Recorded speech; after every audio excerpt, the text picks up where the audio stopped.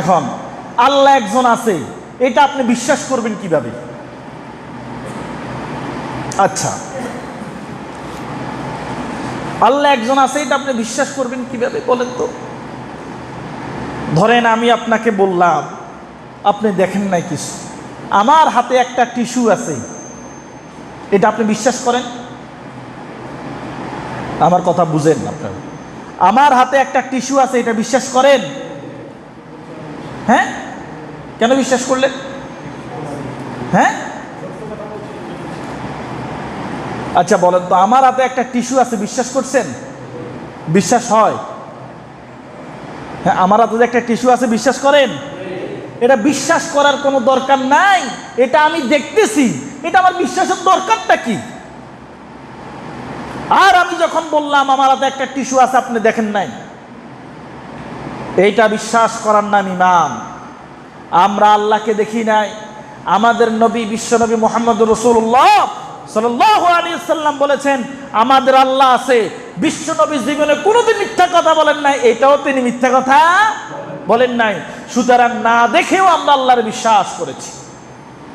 এখানে যারা আছেন, আপনার বাবাকে আপনি বলতে পারবেন? আপনার মা বলতে পারবে আপনার বাবাকে? আমার কথা কি বুঝতে পারতেছেন আপনি? আপনার মা বলতে পারবে, মনে কষ্ট নেবেন না। আপনার বাবার সাথে আপনার মা সংসার করতেছে, রাতের অন্ধকারে বাসায় কেউ নাই, হতে পারে আরেকজনের সাথে খারাপ কাজ করেছে, সেখানে আপনি ভূমিষ্ঠ হয়েছেন, হতে পারে না? পারে না? সম্ভব না অসম্ভব? সম্ভব। কিন্তু আপনার মা জানে সত্যিকার অর্থে আপনার বাবাকে। আপনার যেই দিন বয়স হয়েছে, জ্ঞান হয়েছে, আমার যেই দিন জ্ঞান খুলেছে, আমার মা বলেছে এটা তোর বাবা। আজীবন মাকে একবারও প্রশ্ন করি নাই মা সত্যি কি এটা আমার বাবা কিনা। একবারও প্রশ্ন করছেন? আমার মাকে আমি যেমন বিশ্বাস করি, তার চেয়ে বেশি বিশ্বাস করি আমার নবী, আপনার নবী মুহাম্মদুর রাসূলুল্লাহ সাল্লাল্লাহু আলাইহি ওয়াসাল্লামকে, তার চেয়ে বিশ্বাস করি বেশি। সেই নবী যখন বলেছে আমার আল্লাহ আছে, তাহলে আল্লাহ আছে না নাই? কোনো সন্দেহ আছে? সুতরাং এই কালিমা বলছে আমার আল্লাহ আছে। আল্লাহরে কেউ সৃষ্টি করে নাই, আল্লাহরে কেউ জন্ম দেয় নাই, আল্লাহও কাউকে জন্ম দেন নাই। আল্লাহ আমাদের সবাইকে সৃষ্টি করেছেন। কি করেছেন? সৃষ্টি করেছেন। কথাটা কি ক্লিয়ার? এখন এই কালিমা দিয়ে আমরা কি করি? কালিমা কেন আসলো? কালিমা দিয়ে আমরা ভিক্ষা করি। কালিমা দিয়ে কি করি? যেই লোকটা বাজারে হাঁটি হাঁটি ভিক্ষা করে, যেই লোকটা আপনার বাড়িতে গিয়ে ভিক্ষা করে, সে কি দিয়ে ভিক্ষা করে? এ কালিমা লা ইলাহা ইল্লাল্লাহ, লা ইলাহা ইল্লাল্লাহ, আমার 2টা টাকা দেন। এই কালিমা কি ভিক্ষার জন্য আসছে? আস্তাগফিরুল্লাহ।